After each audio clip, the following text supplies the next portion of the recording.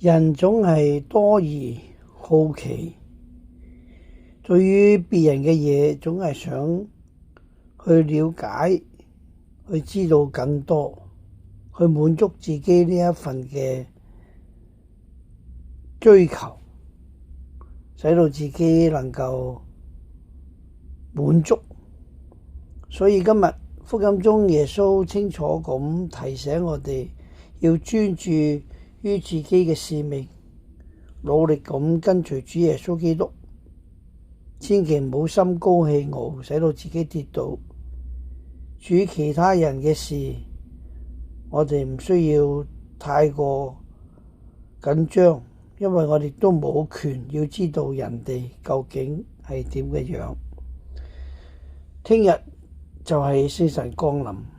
就讓我哋好準備我哋嘅心靈，迎接主俾我哋呢份咁獨特、咁重要嘅一份恩寵，好使到聖神充滿咗我哋嘅心，幫助我哋，